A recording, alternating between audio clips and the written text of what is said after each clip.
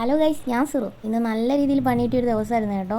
10-90 shipment മേടിച്ചുകൊണ്ട് റോഡുകൾ വന്നപ്പോൾ ആ വണ്ടി അങ്ങ് നിന്നു. പിന്നെ എന്തോ ചെയ്യണമെന്ന് അറിയാൻ വയ്യാത്തൊരവസ്ഥ. വിളിച്ചാൽ വരാൻ തക്ക വിധം ആരുമില്ല, വണ്ടി തരാനായിട്ടും ആരുമില്ല. എന്തോ ചെയ്യണമെന്ന് എനിക്കൊരു പിടിയും കിട്ടിയില്ല. ചോദിക്കാനൊരു നാണക്കേടാണ്, അവർക്ക് ബുദ്ധിമുട്ടാകുമെന്ന് എനിക്കൊരു ടെൻഷനും ഉണ്ട്. വെച്ചുകൊണ്ട് ഇങ്ങനെ നിന്നാൽ പറ്റില്ലല്ലോ, നമുക്ക് ജോലി ചെയ്യണമല്ലോ. അതുകൊണ്ട് തന്നെ ഞാൻ എൻ്റെ ഒരു ഫ്രണ്ടിനെ വിളിച്ചു. അങ്ങനെ അവളുടെ ഹസ്ബൻഡിൻ്റെ വണ്ടി എനിക്ക് തന്നെ. ഇലക്ട്രിക് വണ്ടിയാണ്, എനിക്ക് നല്ല വശമില്ല. പിന്നെ എങ്ങനെയെങ്കിലൊക്കെ അങ്ങ് ഓട്ടിച്ചു. കുറച്ച് കഴിഞ്ഞപ്പോൾ തന്നെ ഫോണിൻ്റെ ചാർജിങ് തീർന്ന് പവർ ബാങ്ക് ഓഫായി.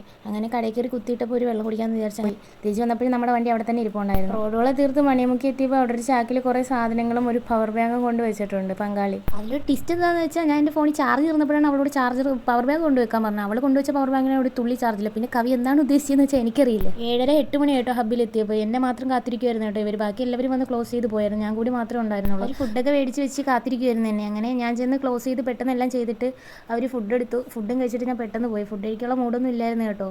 എന്തോ മനസ്സിൽ ഭയങ്കര വിഷമമായിരുന്നു. വണ്ടി കംപ്ലൈൻ്റ് ആയതുകൊണ്ടായിരിക്കും. വണ്ടി പന്നലായി എന്ന് പറയുന്നത് ഞാൻ എടുത്തെങ്കിലും പണി തരുന്ന വണ്ടിയും എടുത്തിട്ടില്ല, പടച്ചൂടും എടുത്തിട്ടില്ല. എന്താ അല്ലേ, വരുന്നിടത്ത് വെച്ച് കാണാം. അത്ര തന്നെ. ഇലക്ട്രിക് വണ്ടിയിൽ തിരിച്ചു പോയപ്പോൾ പേടിയുണ്ടായിരുന്നു, ചാർജൊന്നും വഴിയിലാവുമെന്ന്. എന്തായാലും എണ്ണ കൽപ്പിച്ചങ്ങ് പോയി, അത്ര തന്നെ.